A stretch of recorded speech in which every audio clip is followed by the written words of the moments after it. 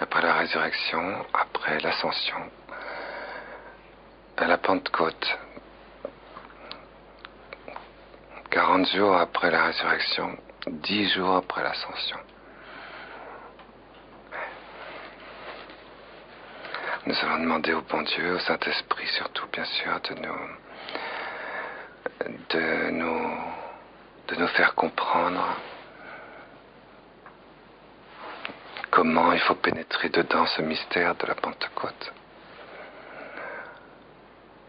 Comment il faut le recevoir, comment il faut le comprendre, comment il faut le faire surabonder et comment il faut en jouir.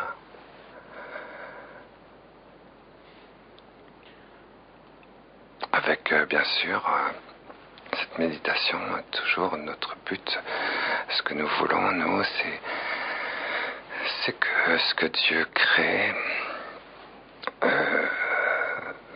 ce que Dieu fait, il le réalise autant que c'est sa volonté à l'intérieur de nous. C'est ça. Nous ne voulons qu'une seule chose, c'est nous laisser faire par Dieu. Nous avons lâché prise. Nous n'avons pas peur de Dieu. Nous n'avons pas peur du Saint-Esprit. Nous n'avons pas peur de l'éternité divine. Nous n'avons pas peur de notre propre épanouissement, de notre propre réalisation en Dieu. Et donc nous demandons à avoir avec l'Immaculée, avec cette proximité dans le rosaire vivant de Marie, nous demandons vraiment au bon Dieu, au Saint-Esprit, de nous donner cette grâce miraculeuse, qui fait que entre Dieu et nous, il n'y a pas vraiment de distance. Il n'y a pas de peur. N'ayez pas peur. À chaque fois que Jésus ressuscité apparaissait, c'était ça. N'ayez pas peur. La paix soit avec vous.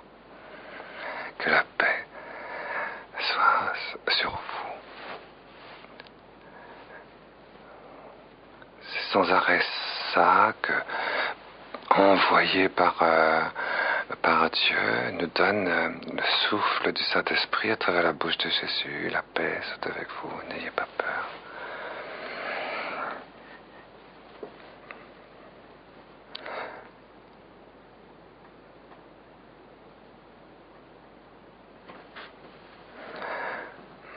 Pourquoi est-ce que nous avons peur? Nous avons peur parce que nous avons forcément, et c'est peut-être pas notre faute, mais nous avons perdu le sens de Dieu. Nous avons oublié Dieu. Et un doute s'est inscrit à l'intérieur de nous. Et par le fait même, si on regarde bien, nous ne vivons pas de Dieu en plénitude, et quelque part, tout le temps nous mettons des obstacles à Dieu. Et quelque part, c'est à cause de ça qu'on a peur, parce que Dieu devient de plus en plus pour nous inconnu. Et on a peur de quelqu'un qu'on ne connaît pas. Et c'est ça l'avantage du rosaire vivant, c'est qu'il nous fait comprendre une chose, c'est que c'est pas vrai. Dieu n'est pas inconnu. Dieu, nous le connaissons. On le connaît bien. Il nous connaît bien. Et il y a une mutuelle connaissance. Nous sommes nés avec lui. Nous avons été conçus avec lui. À chaque fois que nous réapparaissons, il est là. À chaque fois qu'il réapparaît, c'est tout à fait nous qui sommes là. Nous le connaissons bien. Et nous sommes un avec lui. C'est à partir de cette grande unité vivante, profonde, lumineuse, incarnée, expérimentée, toute simple, que s'inscrit le troisième mystère de la Pentecôte. Le mystère de la Pentecôte, c'est un mystère d'unité, mystère d'unité très forte qu'il y a entre Dieu, ce qu'il y a à l'intérieur de Dieu, qu'il y a entre Dieu et nous, qu'il y a entre l'intériorité de Dieu et notre intériorité, qu'il y a entre tout ce qui est lumière, amour, paix, joie, liberté dans l'Esprit Saint. Tout ça, nous le connaissons. Tout le problème, c'est de nous remettre tout le temps dans ce centre tranquille, où nous recevons ce que nous sommes, ce que nous recevons la grâce, où nous recevons Dieu, où nous recevons le temps, où nous recevons l'instant présent, dans le repos de la confiance. Et de la recherche aussi, patiente, persévérante, unanime, de la victoire de Dieu sur nous et de notre victoire sur nous-mêmes. Voilà. Alors, pendant 10 jours, Jésus s'est assis à la droite de Dieu le Père et aussitôt,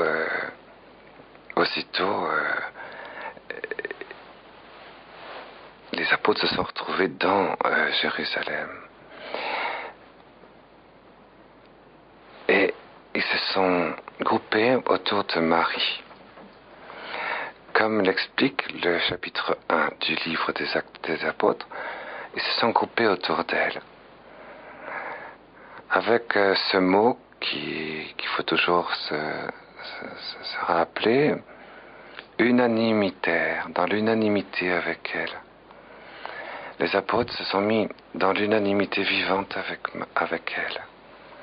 Et ils ont persévéré, persévéranter, dans le cénacle, c'est-à-dire dans le nid du pain tout flamboyant, tout chaleureux, tout brûlant d'amour de l'Eucharistie, que Jésus avait laissé avant de partir.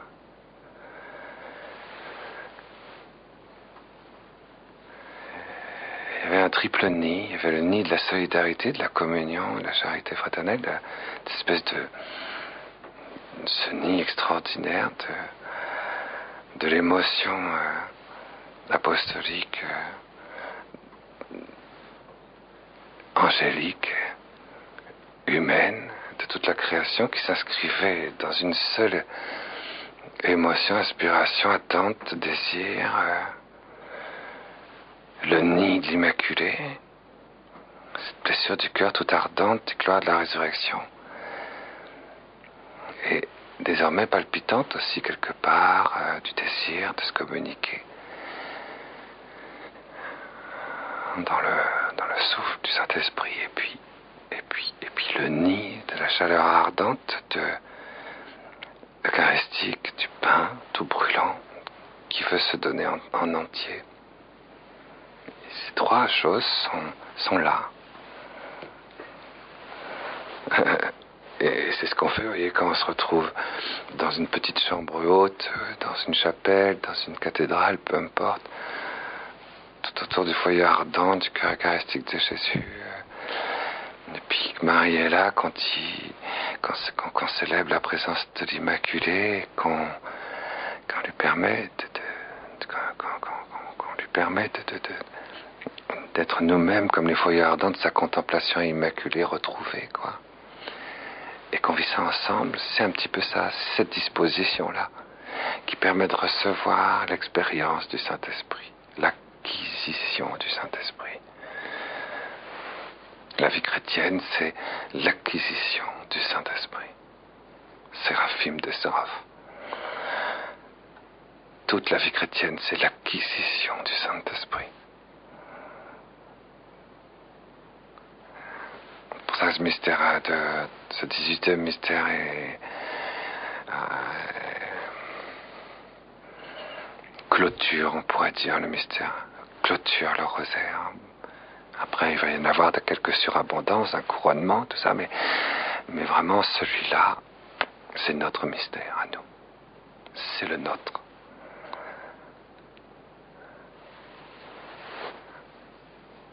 Oui. Unanimitaire, dans l'unanimité absolue, sans faille, dans la persévérance dans le silence profond, délicat du désir, dans la chaleur du cœur eucharistique de Jésus. Nous sommes les récepteurs, nous sommes ceux qui reçoivent le trésor de la gloire de Dieu, le trésor du Père et le trésor du Fils, et le trésor de l'unité du Père et du Fils. C'est l'Esprit Saint. L'Esprit Saint, c'est le trésor, quoi. Si on est deux à s'aimer, lorsque on est éperdu et qu'on s'est perdu complètement dans l'amour, notre trésor, c'est notre amour mutuel, bien sûr. Et c'est ça l'Esprit Saint. L'Esprit Saint, c'est le trésor absolu de Dieu. Et Jésus, en montant à la droite du Père, a dit, il vaut mieux pour vous que je m'en aille, parce que si je ne m'en vais pas, je ne pourrai pas vous donner la force, le trésor venu d'en haut.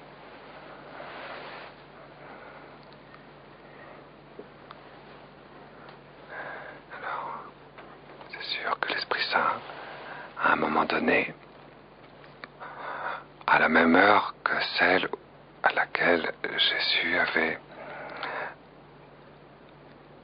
levé son corps sous la puissance du Saint-Esprit pour le ressusciter d'entre les morts, à la même heure, 52 jours après, un jour du sabbat, dans la nuit avant l'aurore, le souffle du Saint-Esprit s'est répandu dans le cénacle.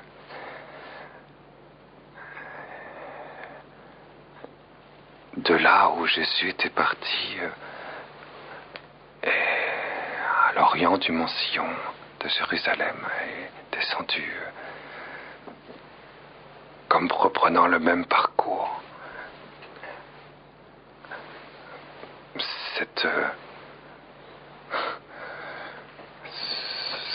Ce soleil extraordinaire qui est descendu sur Jérusalem, qui est parti sur le cénacle. Il y a eu quand même beaucoup de bruit, ça a fait à nouveau, c'est le fameux troisième orage, parce qu'il y a eu l'orage de la mort de Jésus, il y a eu l'orage, le tremblement de terre, il y a eu un bruit incroyable, il y a eu un bruit terrible. Les gens dormaient, souvent les gens dorment, vous savez.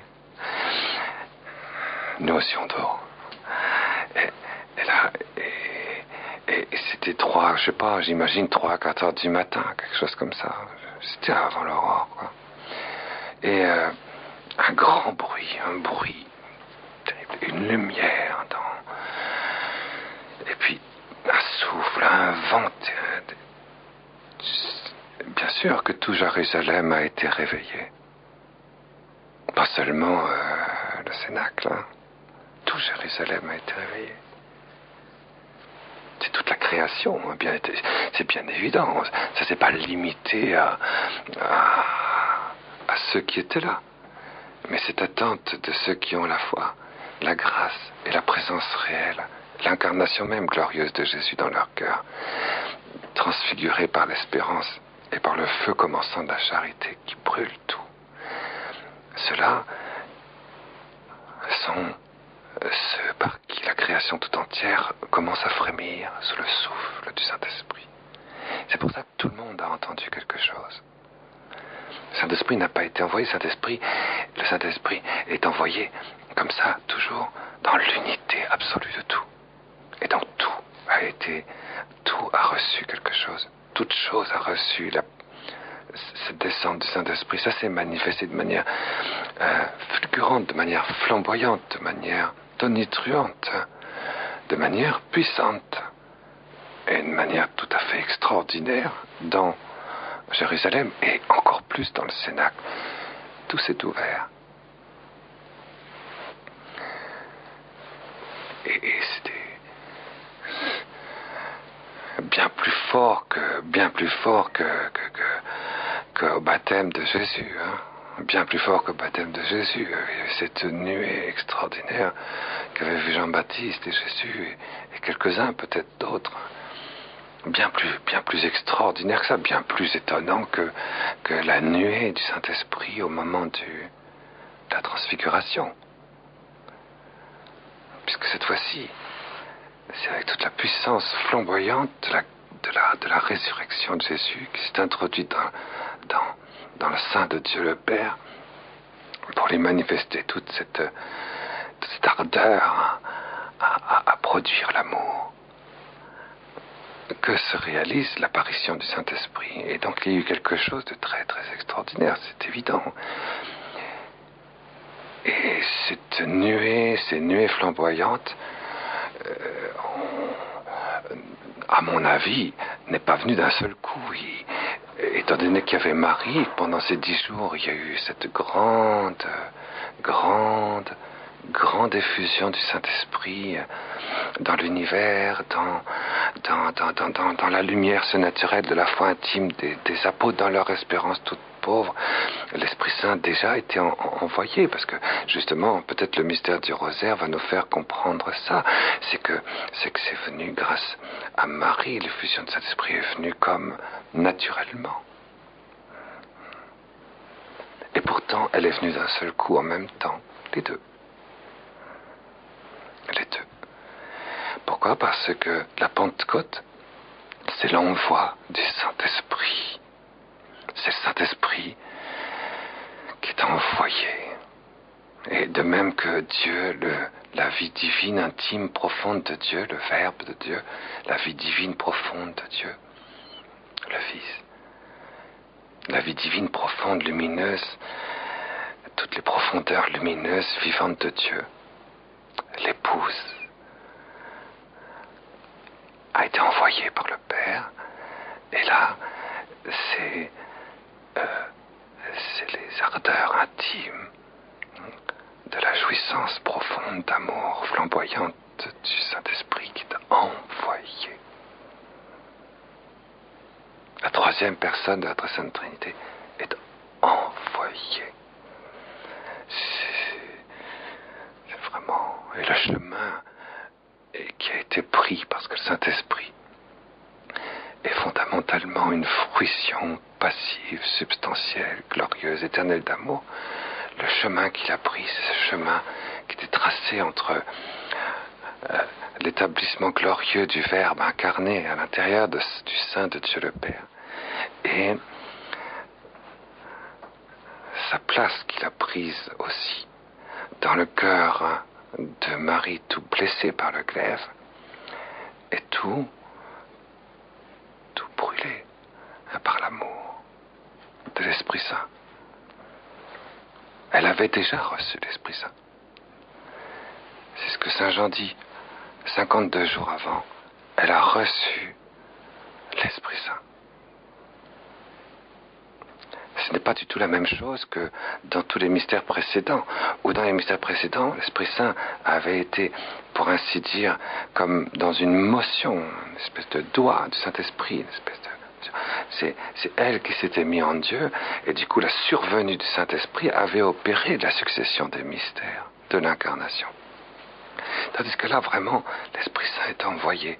Quand Jésus est mort, que son cœur est ouvert par la lance, Saint Jean le dit, il y a 3 qui témoignent, l'eau, le sang et l'Esprit Saint. Et la seule qui a reçu la mission invisible du Saint-Esprit dans notre monde, c'était elle.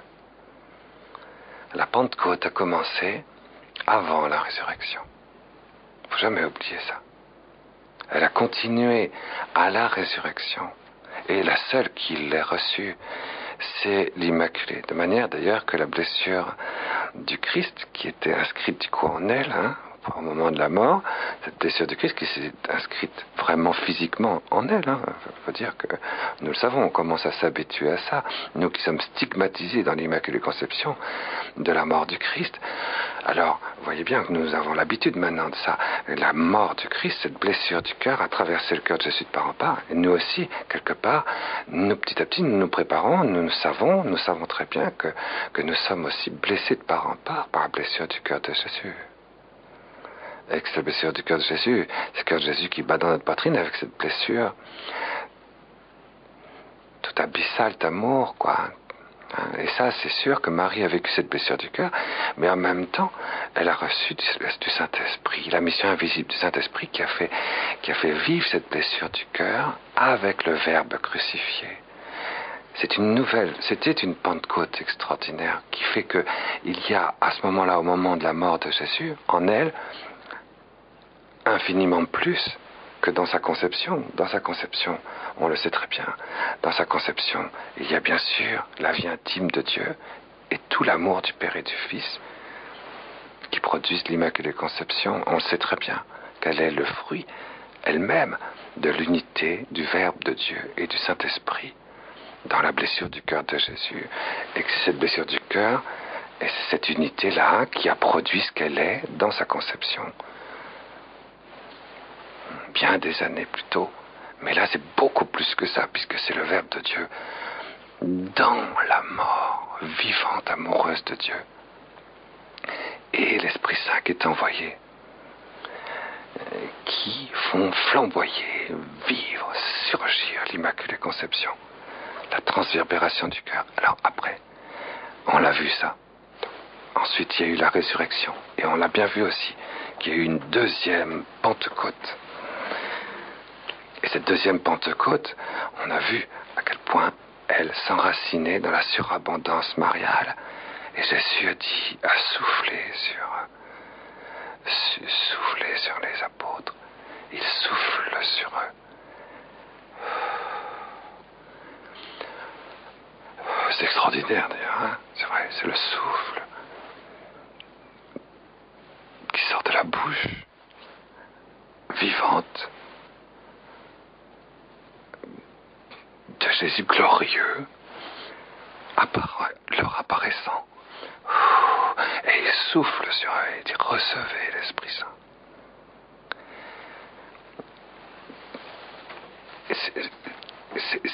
C'est grâce à cette réception de l'Esprit Saint que la foi surnaturelle, ils l'ont eu en partage avec Marie à partir de cet instant-là. C'est ce que dit Saint Jean. Ils n'avaient pas la foi, puisque Jésus n'avait pas encore été glorifié et l'Esprit Saint n'avait pas encore été donné. Mais les apôtres ont connu la foi surnaturelle, la foi mariale, l'espérance mariale et l'amour de Jésus surnaturel dedans eux à partir de cette deuxième Pentecôte. C'est ce qui leur a permis de recevoir le pouvoir sacerdotal et de recevoir le pouvoir de consacrer, le pouvoir de pardonner, le pouvoir de délier le mal. Et ici, c'est la troisième Pentecôte. Et cette troisième Pentecôte, c'est une Pentecôte, c'est la Pentecôte du 50e jour. C'est une Pentecôte qui est mariale aussi. À chaque fois, tout ça pour dire, à chaque fois, la Pentecôte du Père, la Pentecôte où l'Esprit Saint, l'amour du Père est envoyé, la Pentecôte où l'Esprit Saint, l'amour du Fils est envoyé, et enfin la Pentecôte où l'amour du Saint-Esprit est envoyé en sa propre personne. Et donc l'Immaculée vit déjà de la Pentecôte depuis 52 jours. Et elle ne cesse dans cette passivité de recevoir tout ce qui surnaturellement apparaît dans les disciples, dans la création, en elle, pour la préparation des mystères suivants, de la résurrection, puis de l'ascension, puis maintenant de la Pentecôte. C'est pour ça que elle n'a cessé de communiquer depuis que Jésus, dans l'ascension, depuis que Jésus a manifesté son ascension, elle ne cesse de communiquer cette Pentecôte. C'est pour ça qu'il y a une ferveur, on le voit tout de suite dans les actes des apôtres. Immédiatement, on les voit être aspirés. Une piété, une délicatesse, une persévérance, une force intime dans la prière, une ardeur dans l'attente, une qualité surnaturelle de silence, un désir qui vient tout à fait inscrit dans les profondeurs de Dieu, une unanimité qui ne s'arrête pas, qui ne trouve pas d'ombre. Et ça a duré 10 jours. Et vous croyez quoi? Que ça vient bien sûr des Pentecôtes précédentes de Marie. Mais là, cette fois-ci, elle s'inscrit dans le cénacle, et il y a quelque chose de nouveau qui s'apparaît. Et c'est ça notre mystère donc d'aujourd'hui. Notre mystère d'aujourd'hui, c'est de voir ces torrents de lumière flamboyante qui s'inscrit dans des esprits déjà éclairés par le ravissement du désir et de l'extase, tout attirés, qui sont sans aucune crainte, sans aucune peur, et pourtant il y a quelque chose de nouveau qui les surprend. Et leur extase les met tout à fait dans les profondeurs de l'apparition, de la manifestation. Cette manifestation, c'est toute une gloire. C'est toute une gloire où le ciel s'est ouvert, c'est évident, le ciel s'est ouvert, s'est déroulé. Et d'une manière très, très, très, très extraordinaire, très puissante. Le feu amoureux, rendu sensible grâce à la résurrection de Jésus d'entre les morts, installé dans le nid de la profusion du Saint-Esprit entre le Père et le Fils, a rendu possible précisément ce torrent de lumière. Et c'est cette lumière flamboyante qui par torrent rentre dans leur bouche. C'était des lumières flamboyantes, par torrent, par torrent, par torrent, par torrent. Des langues de feu. Mais tout ça, faut pas oublier que ça s'est inscrit dans 10 jours de désir quasi infini, communautaire, unanime. Alors c'est des torrents, ça rend dans le... Vous avez remarqué, c'était pas tombé dans leurs mains, c'est des langues de feu, c'est des torrents de lumière flamboyante. Et ce lien extraordinaire entre le pain du ciel, cette nourriture venue du ciel, c'est l'Esprit Saint. Ces torrents de lumière flamboyante. Et Marie aussi, bien sûr, reçoit ces torrents de lumière qui fait que, du coup, tous les désirs de Dieu dans tous les êtres humains et en toute création viennent les abreuver, les désaltérer. C'est pour ça qu'ils parlent toutes les langues. C'est pour ça qu'ils ont toute science, toute lumière. Et ils reçoivent de Jésus glorifié, ils reçoivent de Marie glorifiée dans son cœur ardent et toute palpitante du Saint-Esprit depuis 50 jours. Ils reçoivent, vous savez, c'est comme un feu, quelquefois quand il crépite, vous avez quelques flammes qui se détachent du feu. C'est ça la Pentecôte, hein. Le feu, c'est l'Immaculé Jésus ressuscité qui flambe dans l'Esprit Saint. Et ces manifestations des dons du Saint-Esprit, on peut dire, c'est cette Pentecôte qui apparaît, voyez. Ce sont des flammes, ce sont des flammes qui sont surabondantes, mais qui sont une surabondance de ce qui se passe en Jésus et en Marie. Et en Joseph, il faut bien le dire aussi, dans la gloire, de leur unité glorieuse dans le cœur, dans la saveur du Saint-Esprit. Alors, du coup, ça va se manifester, cette surabondance va se manifester dans les crépitements de toutes les gloires de l'humanité intégrale glorifiée. Et c'est pour ça qu'il y a 7 dons du Saint-Esprit. Ah, comment Saint Athanase dit, vous voyez, si vous êtes chrétien, que vous avez reçu le baptême, vous devez vivre du Saint-Esprit. Vous devez vivre du Saint-Esprit. À quoi reconnaîtrez-vous que vous vivez du Saint-Esprit ou que vous ne vivez pas du Saint-Esprit? À quoi allez-vous le reconnaître? Vous allez le reconnaître à ce qu'il y a du dedans de vous, à l'intérieur de vous, et même en même temps à l'extérieur de vous, une chaleur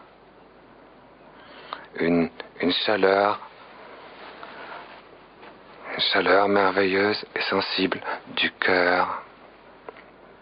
Saint Athanase, il disait pas n'importe quoi. Saint Athanase, il était très, très, très, très orthodoxe. Plus orthodoxe qu'Athanase, tu peux pas trouver, quoi. Eh ben, Saint Athanase, oui, une chaleur, un feu, quoi, une espèce de feu dans le cœur.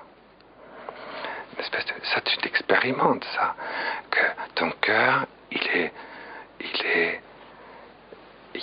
embrasement, qui est chaud, qui est lumineux, mais qui fait pas mal, Et tu vois bien que c'est de l'amour, bien sûr, hein, c'est de l'amour, mais sous forme de chaleur, de feu, quoi. Ça t'enflamme. Saint Athanas qui dit ça. Ah, le cœur de Marie était comme ça, il n'y a pas de doute. Il n'y a pas de doute que le cœur de Marie était tout chaleureux, tout enflammé, tout brûlant. Et les dons du Saint-Esprit sont donnés, en effet, pour que toutes les dimensions de notre vie soient prises par l'amour du Père pour le Fils, et soient prises par l'amour de l'intimité vivante de Dieu dans le sein du Père, et soient prises par cette unité profonde d'amour de Dieu. Surtout que toute l'humanité ressuscitée de Jésus s'est inscrite, elle s'est faite elle-même vie intime de Dieu, et elle est venue disparaître dans le sein du Père, là où même Dieu le Père vient disparaître pour produire l'Esprit Saint. Et donc l'Esprit Saint est venu se produire dans la résurrection active de Jésus ressuscité. Et la résurrection active de Jésus ressuscité flamboie dans le cœur de Marie, toute assoiffée d'Esprit Saint. Et c'est comme ça que surabonde de cette unité, de ce chemin surnaturel, d'une foi ardente et brûlante d'amour, apparaît par surabondance les 7 dons du Saint-Esprit. Les 7 dons du Saint-Esprit, nous les expérimentons. Comment est-ce qu'on expérimente les 7 dons du Saint-Esprit? Prophétisés par Isaïe, prophétisés par David dans le psaume, prophétisés par Jésus pendant sa vie. Et puis, donc, proclamé expérimentalement par tous les membres vivants de Jésus vivant. L'esprit de sagesse, l'esprit d'intelligence, l'esprit de conseil et de force. C'est quoi? Alors, voyez, l'esprit de sagesse, c'est qui s'est communiqué avec profusion le jour de la Pentecôte, qui se communique à profusion dans notre raison dès qu'on réactualise surnaturellement, intégralement, absolument le mystère de la Pentecôte. Alors nous nous abreuvons à ces torrents de saveurs lumineuses, de saveurs de chaleureuse, infinie, sans limite, dégoulinante saveur de Dieu, chaleureuse saveur de Dieu. Il s'empare de nous, et comme cette chaleureuse saveur de Dieu est immense, et en même temps très, très, très, très profonde, et en même temps très intense, mais elle est immense, alors elle écarte de nous tout ce qui n'est pas cette saveur, et en particulier toutes les peurs. La première chose, c'est évident qu'au départ, vous voyez, les 7 dons du Saint-Esprit ont été vraiment préparés à partir du moment où il y a eu cet amour séparant dont nous avons parlé. Ça a commencé à Gethsémani, il y a eu 5 mystères douloureux, la résurrection et l'ascension. Voyez, alors, à la place de l'angoisse de Gethsémani, de cette dislocation, il y a cette saveur. Il y a cette saveur, esprit de sagesse. On est vraiment dans l'unité savoureuse avec tout ce qui existe. Il ne peut plus y avoir aucune condamnation. En nous, il n'y a pas la moindre critique de qui que ce soit. Nous parlons toutes les langues de tous les hommes. Nous sommes dans la saveur profonde de chacun. Et il n'y a plus l'ombre même d'une pensée de critique vis-à-vis des Américains ou des Arabes, ou vis-à-vis des Juifs, ou des Gaulois, vous comprenez, vis-à-vis des... Non, il n'y a plus rien de tout ça. C'est une saveur, c'est une chaleureuse unité, savoureuse, profonde, immense, se répandant partout. C'est pour ça qu'on dit que l'Esprit Saint, c'est le paraclet, le défenseur. C'est le contraire de l'accusateur. L'accusateur de nos frères, le démon, qui était dominé, Gethsémani, qui a disloqué le monde notre monde. Alors il n'y a plus de critique. Il n'y a plus aucune critique. Il n'y a plus que l'apparition du Saint-Esprit dans tous les abîmes, toutes les soifs du monde, et toutes les couleurs différentes, extasiantes, savoureuses, profondes, chaleureuses, flamboyantes du Saint-Esprit en tous, partout, toujours. Cette communication que nous devons à Marie pour le jour de la Pentecôte, pour ces jours de Pentecôte, ces 52 jours de Pentecôte, est une communication adorable. Et nous devons l'adorer, cette communication. Après, Jésus a été flagellé. C'est évident que l'Esprit Saint est une lumière, d'une transparence, d'une limpidité, d'une pureté, d'une profondeur.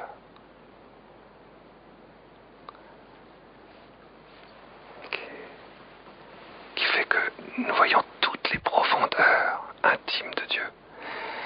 Et tout ce que Jésus, dans la résurrection, voit dans la claire vision de la lumière de gloire, dans le don du Saint-Esprit qui nous est donné, dans ce deuxième don, voyez, le don d'intelligence, bienheureux les cœurs purs, nous voyons aussi tout ce que Jésus voit en pleine lumière.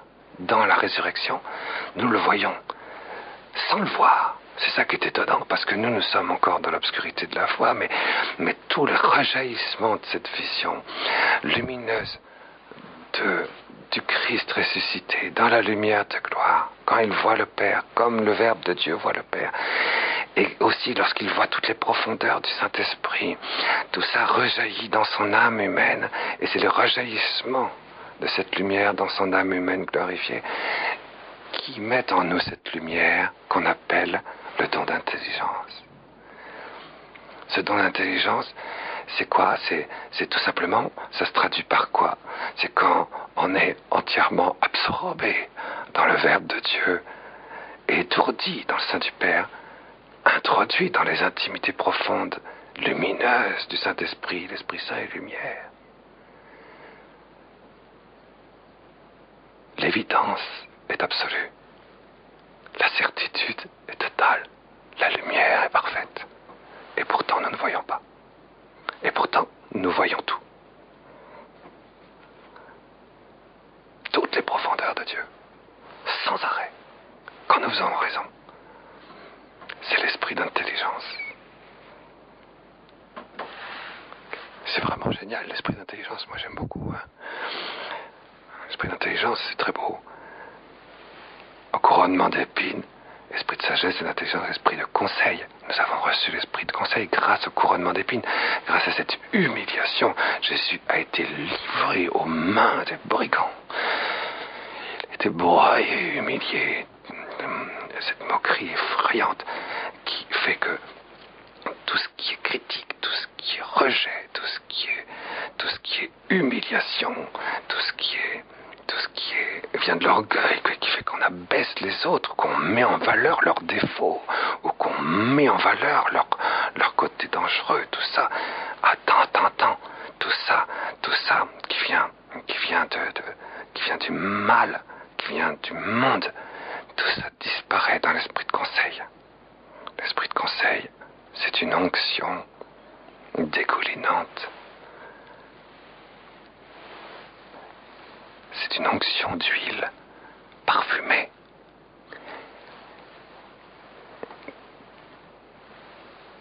Qui enlève tout ce qui ne fait pas marcher les rouages. Tout est huilé, tout fonctionne.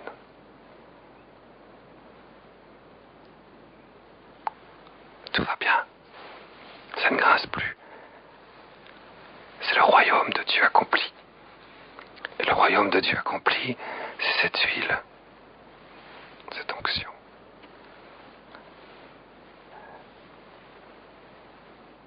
Et ça, c'est extraordinaire.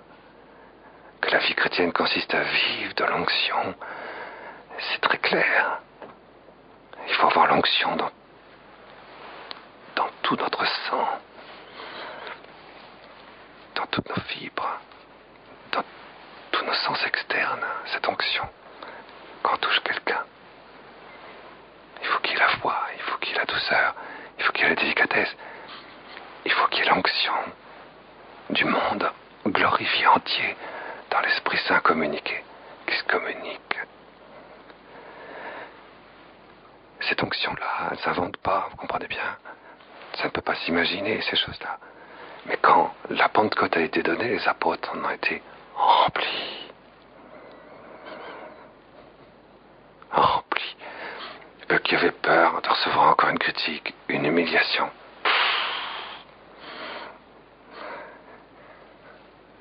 Et ça a été rempli de cette onction. Cette onction qui dégoulinait de confiance, qui dégoulinait d'humilité, qui dégoulinait d'unité avec ce qu'il y a de plus pur, plus immaculé, de plus humble dans tous les êtres humains, sans exception, avec une confiance dans ce qu'il y avait dans leur cœur absolue. Parce que chaque fois qu'on humilie quelqu'un, qu'on le critique, c'est qu'on n'a plus confiance en lui.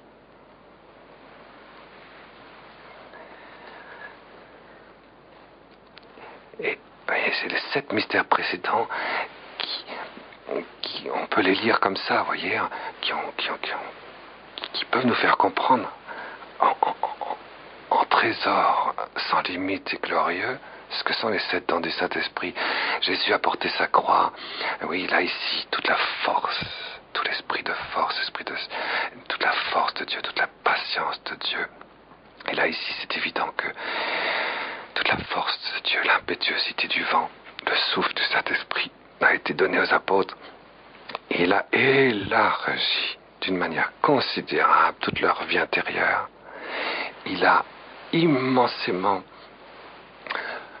déployé tous les espaces en hauteur de leur intelligence spirituelle. Il a approfondi toutes les capacités de leur humanité rétrécies par le péché originel. Il a donné toute la profondeur de toutes les forces de Dieu. Toutes les énergies de Dieu étaient là, invisibles, mais disponibles. Et ça, c'est la force, la patience de Dieu.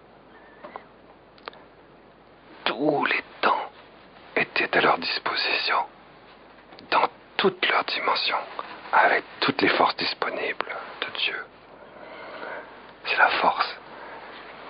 Quand Jésus a porté sa croix, il a fallu qu'il gagne pour nous une victoire sur tous les instants, pour y inscrire la vastitude de l'éternité vivante dans notre temps, dans la force de la patience. La force, et ça c'est toute la vie intérieure. Le don de force structure notre vie intérieure. Notre vie intérieure, c'est une vie qui est tellement riche qu'elle ne s'épuise jamais. C'est l'Esprit Saint qui fait ça. Alors du coup, toutes les profondeurs de la vie intérieure, toutes les splendeurs, toutes les hauteurs, toutes les largeurs, c'est là qu'on parle de la largeur, de la hauteur, de la profondeur. C'est la force. Notre force, elle est douce, elle est patiente, elle est tranquille, elle est sereine, elle est inépuisable. Nous ne puiserons plus jamais au fond de notre cœur des ressources pour tenir. Nous puiserons dans l'Esprit Saint les forces de notre vie intime. Parce que l'Esprit Saint ne fait rien par lui-même. Il est une passivité substantielle d'amour, toute la force d'amour de Dieu dont il jouit. Et il en jouit de manière inépuisable.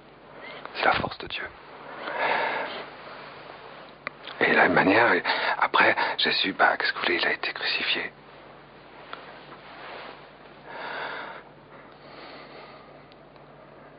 Il a été crucifié. Et il a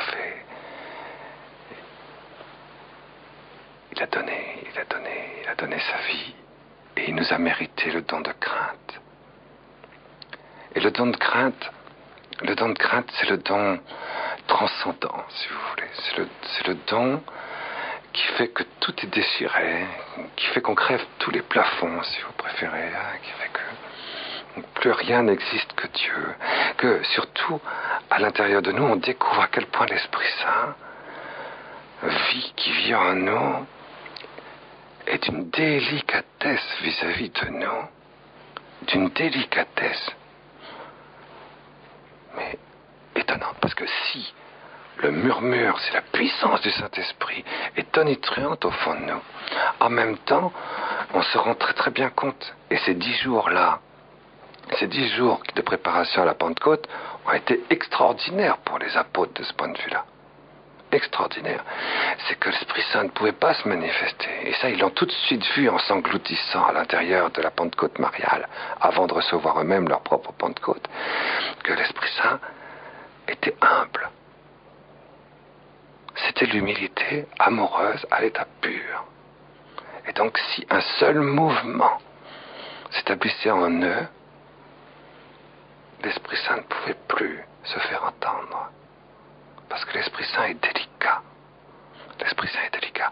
Et donc, vous voyez, quand vous parlez à quelqu'un, si vous interrompez, vous vous arrêtez tout de suite. Parce que vous le respectez. C'est ça la délicatesse. L'Esprit Saint est infiniment délicat. Donc s'il y a un seul mouvement qui vient interrompre, lui, sa délicatesse infinie, se donne dans l'attente de pouvoir s'exprimer en toute délicatesse. Et c'est ce qu'on appelle l'esprit de crainte. L'Esprit Saint en nous est tout en attente de ce qu'il reçoit de l'unité du Père et du Fils. Et toute sa délicatesse est là. Mais cette fois-ci, l'Esprit Saint est toute délicatesse de ce qu'il reçoit de l'unité du Père et du Fils dans la gloire de la résurrection à l'intérieur de son unité avec le Verbe dans la blessure du cœur tout palpitant d'amour céleste de Marie. Et c'est à ça qu'il est attentif, délicat. Et il y a une communication qui s'est faite, et on ne peut pas dire le contraire, pendant 10 jours aux apôtres, pour recevoir ce don. Et c'est pourquoi il y a eu cette unisson entre le ciel et la terre.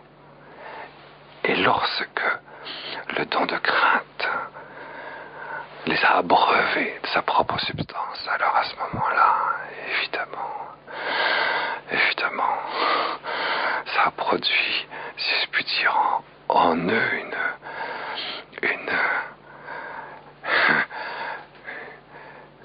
un effet qui est très très difficile à décrire, il faut bien l'avouer, parce que mais cette délicatesse, je ne sais pas comment est-ce qu'il faut la décrire.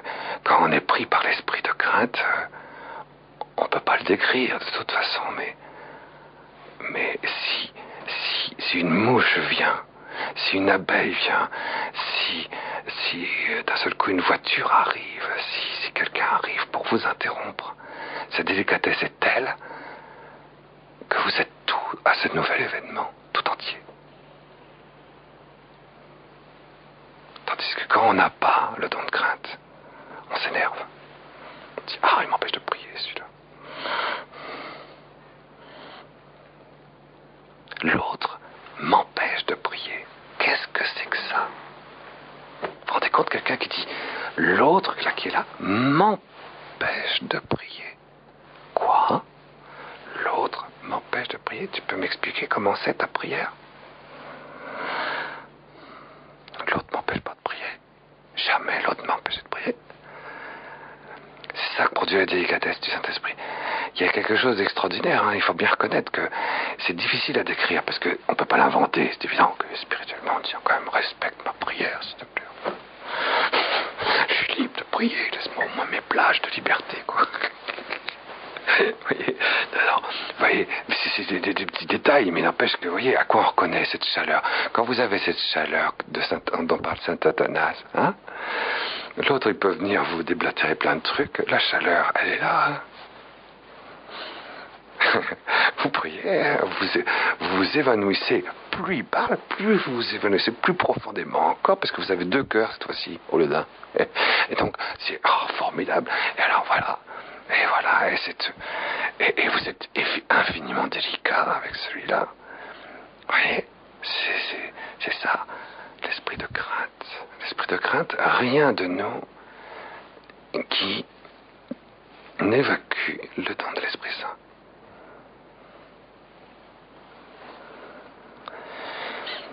Alors Jésus est mort et il est rentré dans le grand sabbat. Alors dans le grand sabbat, il est rentré dans toute la science de la mort, dans toute la science de la vie, dans toute la science de sa gloire. C'est l'esprit de science. Comment se manifeste l'esprit de science? L'esprit de science se manifeste dans ce fait que nous pleurons beaucoup. Nous pleurons beaucoup de tous nos attachements à ce qui n'est pas Dieu. On est attaché à nous-mêmes, on est attaché au plaisir, on est attaché au bonheur, on est attaché à toutes sortes de désirs, on est attaché aux choses corporelles, charnelles, même quelquefois spirituelles. On est attaché à la gnose, on est attaché à une certaine sentiment d'être heureux. Et là, dans ce don-là, le don de science, on pleure de ça, on comprend que tous ces désirs de bonheur, d'épanouissement, d'autoréalisation, de reconnaissance, je voudrais bien qu'on me reconnaisse un peu, hein. Bon, de guérison, etc. On voit à quel point ces désirs-là sont pas justes. On s'est attaché. Alors évidemment, c'est beaucoup plus facile de le voir pour les gros désirs, hein, les désirs de péché. Hein, vous voyez, moi j'ai envie de vivre dans l'adultère et tout ça. Alors là, évidemment, mais dans l'esprit de science, vous voyez, tous ces désirs, quels qu'ils soient, ces désirs de bonheur terrestre, ces désirs faux, ces désirs injustes, nous font pleurer, parce que je vous assure, on s'aperçoit à quel point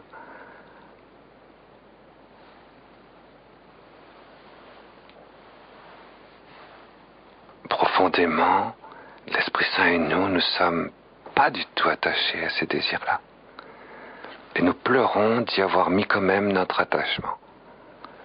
Moi, j'ai le désir. Vous voyez, ça c'est l'esprit de science. Bienheureux les affligés, ils seront consolés. C'est pour ça qu'on dit que l'Esprit Saint est un consolateur, et en même temps, c'est des larmes. Et les larmes du don de science sont des larmes de détachement. Ce sont des détachements. On se détache de tout ça. Mon désir d'être heureux, mon désir d'être aimé sur la terre de manière sensible, mon désir de ça. Je me détache de tout ça en comprenant amoureusement que ce détachement est heureux et que c'est ça mon bonheur. C'est d'être détaché de tous ces attachements à un bonheur terrestre.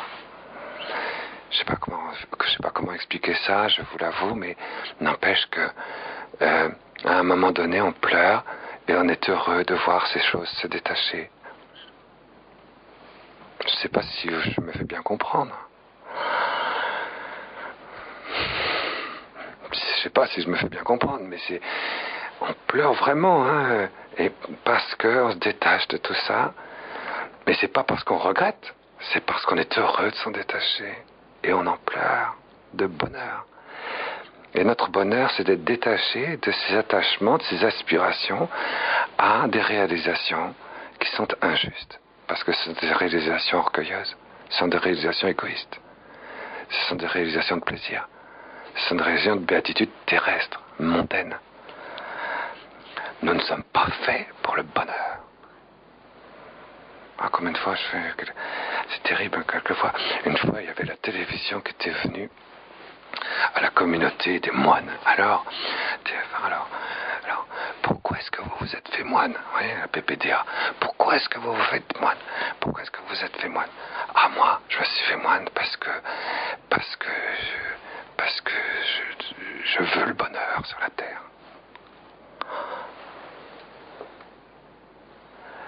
Moi, j'étais en haut de l'escalier, j'ai quand même... Pourquoi est-ce qu'il répond ça, lui? C'est exactement le contraire.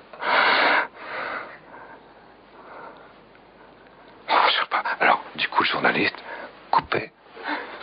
Ah, quand le journaliste il a compris que c'était débile, un type qui cherche le bonheur sur la terre, il se fait moine. Non, mais, il a compris que ça allait pas, quoi. Ça veut pas dire qu'on n'a pas le bonheur sur la terre quand on est moine. C'est pas ça. Mais on se fait pas moine pour ça.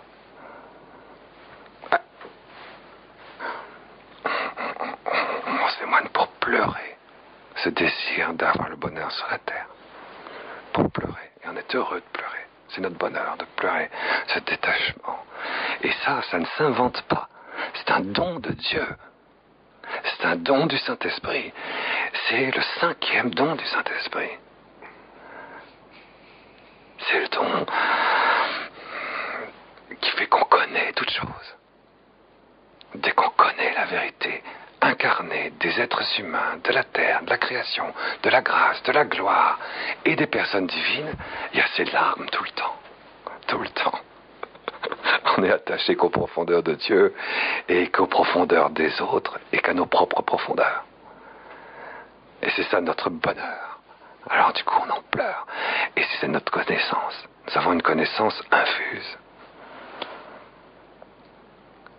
On est détaché du péché. Et on s'en détache par les larmes. Et c'est des larmes qui viennent de Dieu. Alors c'est pour ça qu'on dit que c'est des torrents du Saint-Esprit qui sont déversés sur les apôtres et qui ont surabondé. J'imagine, il faut imaginer le spectacle de la Pentecôte. Ça a dû être étonnant, quoi, hein, parce que c'était pas de l'eau salée, vous voyez, les larmes c'est un peu salé. Là c'est le don de science, c'est dégoût, c'est étonnant, comme ça lave, comme ça béatifie.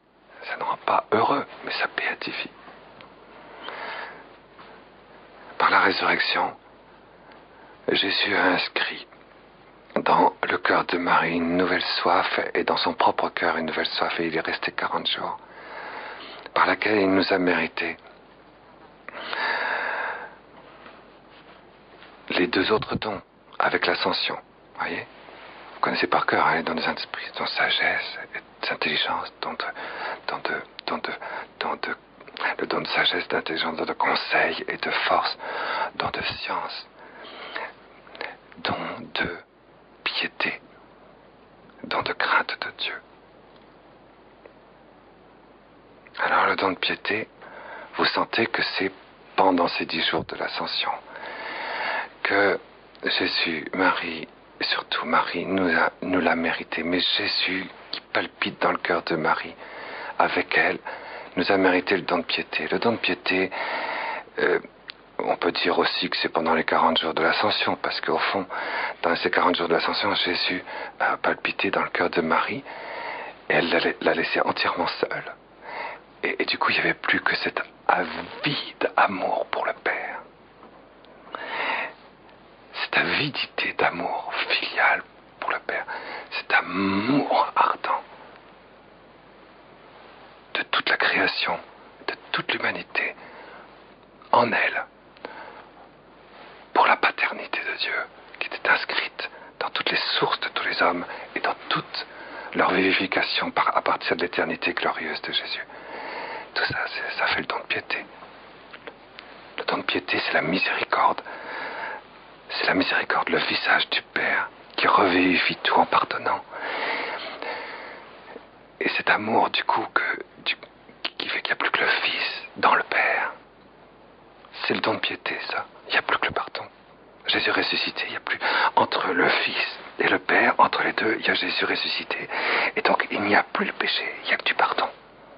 Alors, tout ça pressé, ça donne le don de piété dans nous. Il n'y a plus que le pardon. L'amour du Père, l'amour du Fils. Nous sommes le Fils. Ça, c'est le don de piété. C'est le don typiquement marial, ça. c'est le don vraiment marial par excellence. C'est la miséricorde à l'état pur. Le Père et le Fils ont entre eux la gloire de la résurrection. Ils disparaissent tous et ça donne la grâce de Marie. Ça donne la miséricorde incarnée. La miséricorde à l'état pur. Le pardon à l'état pur. L'amour de la mère, l'amour du fils, l'amour de l'enfant, l'amour du Père. Il n'y a que du don parfait d'amour. C'est le don de piété. Et ça, c'est typique, c'est tout à fait caractéristique, c'est la note qui signe la grâce de Marie, ça. Le don de piété. Et c'est Marie. Et c'est bien que ça, pendant ces 40 jours de l'Ascension, que Marie, on peut dire, ait travaillé un petit peu pour nous, les profondeurs de Dieu, pour nous obtenir ce temps avec Jésus. Bon, pendant les 10 jours qui ont suivi, il reste bien sûr, là, à ce moment-là, la plénitude de ces dons qui se donnent.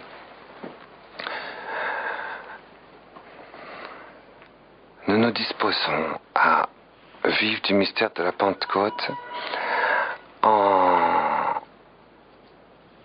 vivant profondément de la troisième vertu théologale. La troisième vertu théologale, c'est la vertu surnaturelle de la charité. Oui. De même qu'on disait que pour l'ascension, on se dispose au mystère de l'ascension en vivant la vertu surnaturelle de l'espérance. Et on disait, on se dispose à vivre du mystère marial de la résurrection en vivant surnaturellement de la lumière théologale, toute divine de la foi, dans l'intime de notre vie spirituelle et de notre intelligence.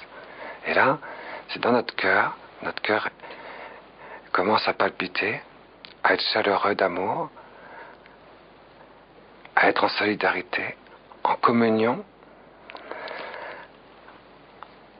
à laisser l'amour de Marie s'exprimer à travers le nôtre, à faire qu'on fasse un seul cœur par une petite fontaine toute ruisselante, toute chantante, toute savoureuse, toute petite en même temps, et toute lumineuse d'amour dans notre cœur, qui fait que du coup on a cette charité. On a cette charité et on essaie de vivre de la charité autant qu'on peut. Ici, vous voyez, comment est-ce qu'on fait pour vivre de la charité? On vit de la charité. Comment est-ce qu'on fait pour faire des actes de charité? On vit, on rentre, c'est des actes, vous voyez, c'est vraiment à nous de les produire cette fois-ci, vous voyez. Quand je disais tout à l'heure, le don du Saint-Esprit, c'est pas nous qui pouvons l'inventer. Tandis que l'acte de charité, oui. L'acte de la charité divin, oui. L'acte de charité surnaturellement divin, dans nous, c'est nous qui pouvons le produire. Par la puissance du baptême, nous pouvons produire l'acte de charité. En mettant vraiment en commun ce qui est surnaturel en nous, et ce qui est surnaturel dans le monde de tous ceux qui aspirent à la charité. C'est une mise en commun, la charité. On met en commun nos trésors, nos actes. C'est une mise en commun. Alors, par excellence, ces 10 jours qui préparent la Pentecôte, c'est vraiment une mise en commun entre les apôtres, tous subjugués par la lumière, la délicatesse de la gloire qu'ils ont vue du Saint-Esprit à l'Ascension, du souffle qu'ils ont reçu de Jésus à la résurrection, et cette aspiration dans ce qui se passe dans la Pentecôte mariale. Cette mise en commun. Et un amour surgit à partir de là. Les uns pour les autres. Et c'est un amour divin. C'est un amour surnaturel. Qui nous met d'abord dans la lumière. C'est à ça qu'on reconnaît. Si on fait un acte de charité surnaturelle. C'est que cette mise en commun nous met dans la lumière. Et que, étant dans la lumière, nous demeurons dans cette intimité de Dieu qui est lumière. Et on le voit très bien. On le voit très bien. Et du coup, on est en communion profonde les uns avec les autres. Alors du coup, les dons de Dieu peuvent se manifester, et en particulier ce fait que nous pouvons nous unir profondément à quelqu'un, nous mettre dans son cœur, prier à sa place, pardonner à sa place, réparer à sa place, demander pardon à sa place. On peut en particulier, par exemple, avoir de la charité surnaturelle pour Jésus, en se mettant dans son cœur glorieux, en demandant pardon avec lui, en pardonnant avec lui.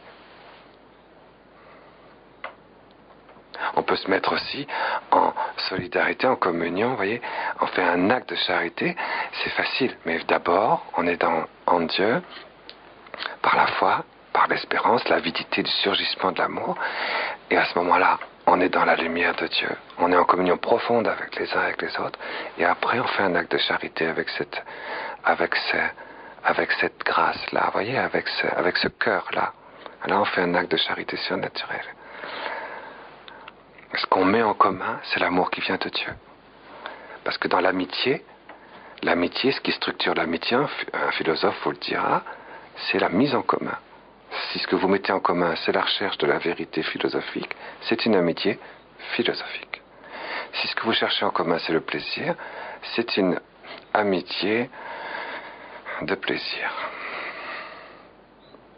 Mais si c'est de la charité, ce que vous mettez en commun, c'est l'amour qui vient de Dieu.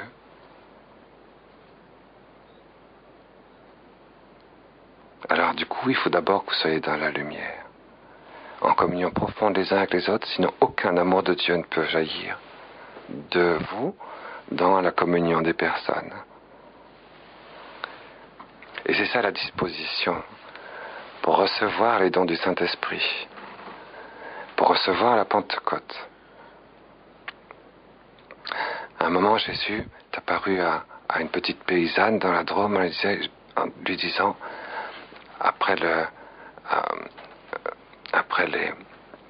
parce que je pensais tout à l'heure, je disais, tiens, c'est vrai, Marie a vécu 15 ans jusqu'à l'incarnation, 35 ans jusqu'à la résurrection, et puis 20 ans encore, 20, 21, 22 ans, après la résurrection de Jésus.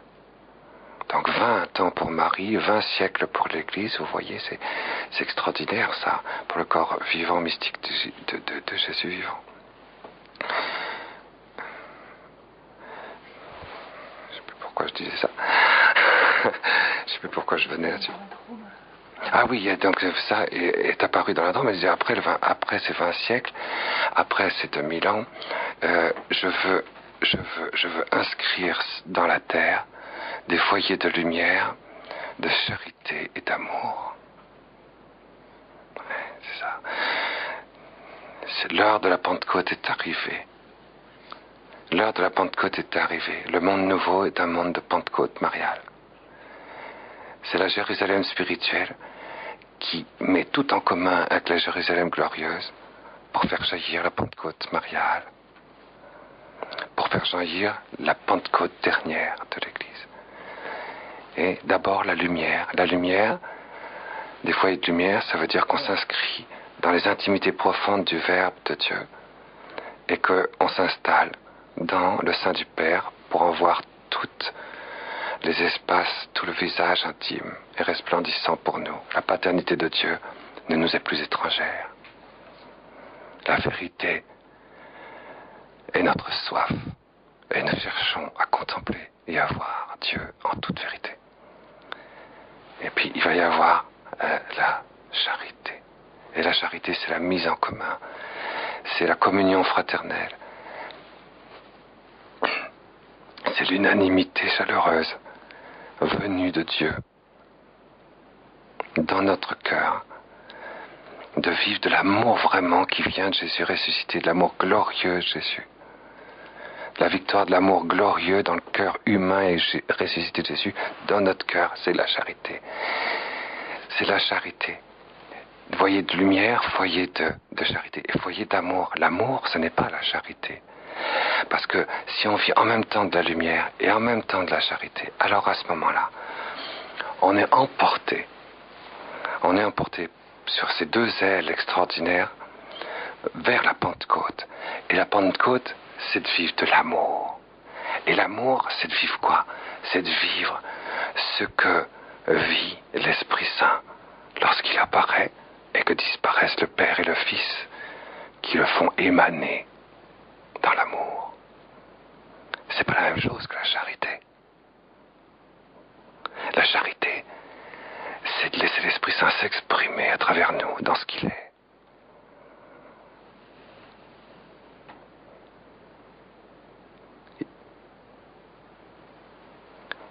Et dans la disparition de nous-mêmes, dans la paternité, de nous-mêmes, dans la filiation éternelle de Dieu, dans cette triple disparition, la disparition même de tout, de toute grâce, de tout temps, de toute préoccupation, quand tout disparaît, et que tout disparaît dans l'amour mutuel, et qu'il n'y a plus que l'Esprit Saint. Alors à ce moment-là, c'est l'amour. L'Esprit Saint, c'est Dieu qui, de l'intérieur, apparaît comme fruit de l'amour total des deux premières personnes de la très sainte Trinité. C'est tout simple.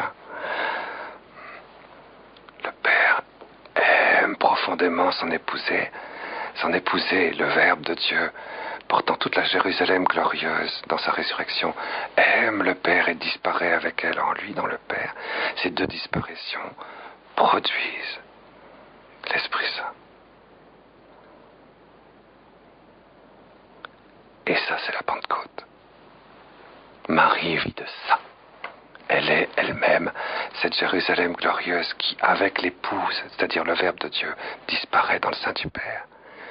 Quand le Père lui-même disparaît, extasié par cette disparition d'amour, et cette triple disparition produit l'Esprit Saint.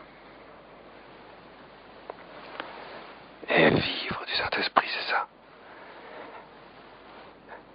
Et il y a quelque chose de très fort. Alors, maintenant, si on veut parler de ce qu'il y a dans le troisième mystère glorieux, voyez bien, c'est le 18e mystère du rosaire. On peut faire toutes sortes d'approches mystiques, hein, voyez. Et or, justement, c'est vraiment le mystère mystique par excellence. On peut dire, c'est très mystique, le mystère de la Pentecôte. Hein, c'est très très mystique. C'est très incarné. C'est très sensible, mais c'est mystique. C'est mystique. C'est évident que c'est mystique. Ouais. Et on peut dire, par exemple, que les 5 premiers mystères joyeux, il y a eu les 5 premiers mystères joyeux, puis les 5 mystères lumineux, les 5 mystères douloureux, et puis ces 3 mystères glorieux qui sont là. Bon, ça fait 18 en tout. Vous voyez. Bon. C'est vrai que quelque part, la manifestation de la vie divine dans notre monde, c'est les mystères joyeux, c'est la paternité de Dieu. La manifestation de la vérité et du Verbe de Dieu, c'est les mystères lumineux. Le Verbe de Dieu s'est manifesté. Le Verbe s'est fait chair. La lumière est venue resplendir dans le monde. Les ténèbres n'ont pas pu l'arrêter. C'est sûr. À travers les mystères douloureux, l'Esprit Saint est envoyé. L'eau, le sang, l'Esprit Saint. Vous voyez, comme les 5 premiers mystères lumineux sont un petit peu présents à l'état glorieux dans la résurrection, manifestation donc du Père qui donne la vie et la résurrection, et puis comme les 5 mystères lumineux sont glorifiés dans l'ascension, vous voyez, c'est le Fils qui est appelé, et il ne reste plus que le Père, vous voyez, dans l'unité du Père et du Fils, et la résurrection se fait Fils. La résurrection est devenue Dieu le Fils. C'est ça l'ascension, hein. L'ascension, c'est la résurrection glorieuse qui a été donnée à Jésus, devient Dieu le Fils, tout entier. Anastasis. Et puis, les 5 mystères glorieux sont extasiés dans la Pentecôte, dans la gloire du Saint-Esprit. C'est que ce qui fait la tension du mystère de l'ascension qui fait Jésus disparaît dans le sein, dans le Père. Je vais vers le Père et s'assied à la droite du Père.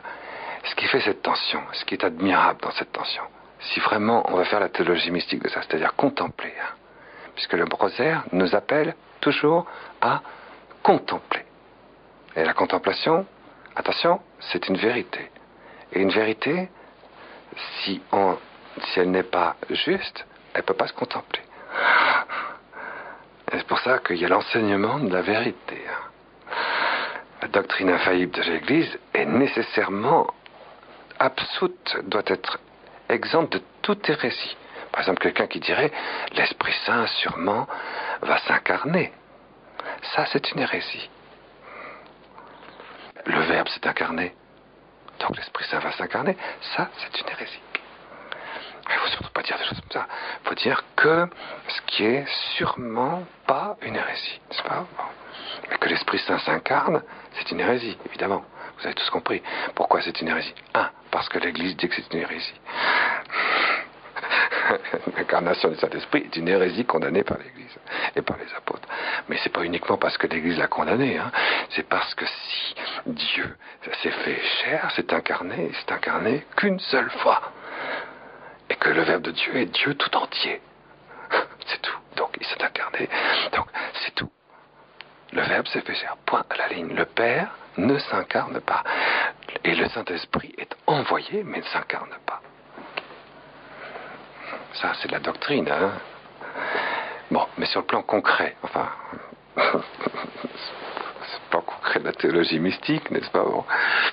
On va dire quoi? On va dire que quand Jésus est monté à la droite du Père, toute la résurrection glorieuse, divine, surnaturelle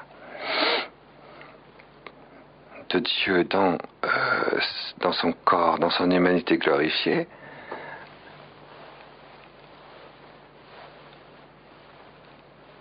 s'est faite intimité profonde du Verbe de Dieu. Et donc, on assiste ici, du côté, il emporte avec lui, je vous le signale au passage, il emporte avec lui tous ceux avec qui il ressuscite. Et en particulier, je vois bien sûr que son père, Joseph, est immédiatement emporté dans la gloire de la vision béatifique. C'est une évidence qui est connue par la foi catholique. Donc, ça c'est clair. Ce qui n'est pas défini par la foi catholique, c'est l'heure de la résurrection de Joseph. Mais ce qui est connu, c'est que quand Jésus ressuscite, il est bien évident que Joseph est emporté dans la gloire de la vision béatifique immédiatement. De toute façon, le Père et le Fils sont un, et humainement, et surnaturellement, et glorieusement, et personnellement, et divinement. C'est l'unité du Père et du Fils qui s'établit et qui commence à l'ascension. On peut dire, vous voyez, sur tous les plans. C'est pour ça que je disais que j'ai la faiblesse de penser que Joseph est de ce côté, n'est-ce pas?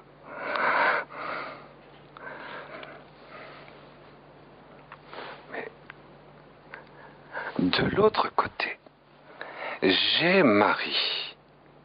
C'est ça qui est extraordinaire. Peut-être à la limite, il aurait fallu commencer par ça, vous voyez, tout à l'heure. Bon. De l'autre côté, j'ai Marie. J'ai Marie qui est là, qui est restée seule. Et toutes les consolations lumineuses, palpitantes de la résurrection disparaissent. Parce que quand Jésus monte à la droite du Père, il fait rien à moitié. C'est tout qui monte à la droite du Père. Donc elle se retrouve seule.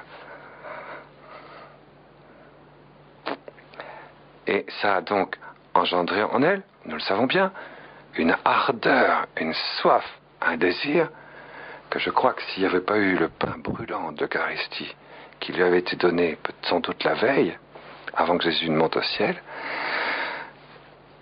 je crois qu'elle n'aurait pas pu. Et donc, elle était dans cette ardeur, ce désir, et cette Pentecôte de la croix, qui permettait, en se communiquant en solidarité avec les disciples, les apôtres qui s'étaient aspirés autour d'elle, à créer les conditions de la charité pour la réception délicate de la Pentecôte du Saint-Esprit. Mais qu'est-ce qui se passe ici, dans le cœur de Marie, qui lui-même est blessée par la mort, par la transverbération glorieuse de Jésus assis à la droite du Père. Et c'est qu'il y a, dans cette blessure du cœur, il y a l'Esprit Saint et le Verbe de Dieu qui disparaissent tous les deux dans cette blessure du cœur. Et ça, c'est extraordinaire.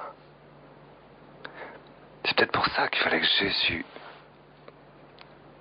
disparaisse, pour montrer ce qui se passe dans le cœur de Marie, quand le Verbe de Dieu, tout rempli de gloire, disparaît, ainsi du reste que l'Esprit Saint, qui doit disparaître aussi, n'est-ce pas? L'Esprit Saint, la Pentecôte de la croix, dans la blessure du cœur de Marie, pour qu'il y ait uniquement l'Esprit Saint sur lequel,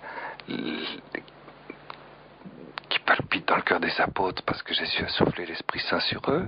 Vous vous rappelez, deuxième Pentecôte de tout à l'heure.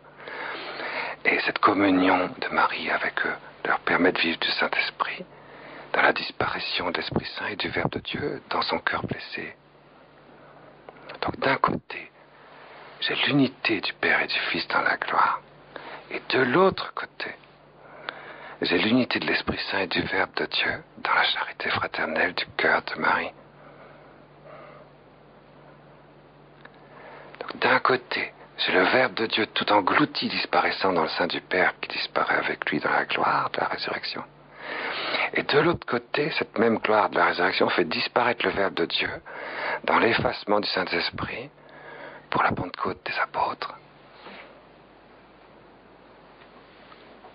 Regardez ce double mouvement de disparition de la gloire de la résurrection du Verbe de Dieu. D'une part, d'un côté, dans le sein de Dieu le Père avec Joseph, et d'autre part en Marie, dans la substance du Saint-Esprit.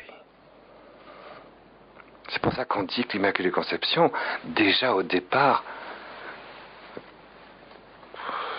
49 ans avant, 50 ans avant, un jubilé avant, si vous voulez, on dit que Marie a été engendrée à partir de l'unité du Verbe de Dieu et de l'Esprit Saint dans la blessure cadavérique de Jésus crucifié. Ça, plusieurs fois, vous avez entendu cette petite définition, hein? Quand Jésus a été crucifié, Dieu le Fils s'est trouvé dans un état de passivité absolue, comme le Saint-Esprit. Et du coup, les deux ont connu une communion telle qu'elle a produit l'Immaculée Conception. C'est ça qu'on dit. L'origine de l'Immaculée Conception, c'est l'unité de ces deux personnes divines dans la blessure du cœur de Jésus. Mais vous vous rendez compte que, ici, dans ce passage de l'Ascension à la Pentecôte, cette identité divine de Marie dans l'Immaculée Conception prend une forme incarnée. Parce qu'il y a effectivement disparition du Christ glorieux ressuscité dans le Verbe et disparition de la Pentecôte du Saint-Esprit dans la blessure du cœur de Marie, dans la Pentecôte qu'elle a reçue à la croix. Et cette double disparition dans l'unité de ces deux personnes sous cette nouvelle modalité permet la charité fraternelle et à cette Pentecôte apostolique de se communiquer à Marie et avec elle de produire la Pentecôte. La Pentecôte définitive, l'amour. La Pentecôte. Alors, du coup, c'est le Saint-Esprit qui s'est emparé d'elle, le Paraclet. Nous recevons les 7 dons du Saint-Esprit, mais Marie, on peut dire qu'elle a reçu le Paraclet. Elle a reçu le feu. Nous recevons les petites flamèches et les petites brindilles. Et ces petites brindilles sont admirables. Le don de sagesse, le don d'intelligence. Mais le feu du Saint-Esprit s'est installé dans le mystère de la Pentecôte mariale.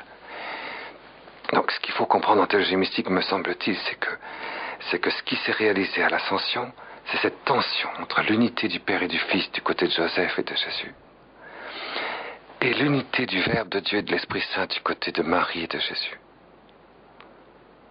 Et ce qui fait l'unité, bien sûr, c'est Jésus, toujours. Et lorsque, à travers le corps mystique vivant de Jésus vivant, qui venait ainsi d'être conçu, de cette manière-là, en raison du corps mystique vivant, des membres vivants de Jésus vivant, les apôtres sont des membres vivants du corps mystique vivant de Jésus vivant avec Marie, en raison de la conception et de l'apparition ainsi originée. Alors à ce moment-là, il y a pu y avoir une union, un établissement de ce que vit Marie dans ce que vit Joseph, un établissement de ce que vit Jésus dans ce que vit Marie. Et c'est ça qui permet la naissance du corps mystique vivant de Jésus vivant. C'est pour ça qu'on dit en théologie que la Pentecôte, c'est la naissance du corps mystique du Christ. C'est la naissance de l'Église.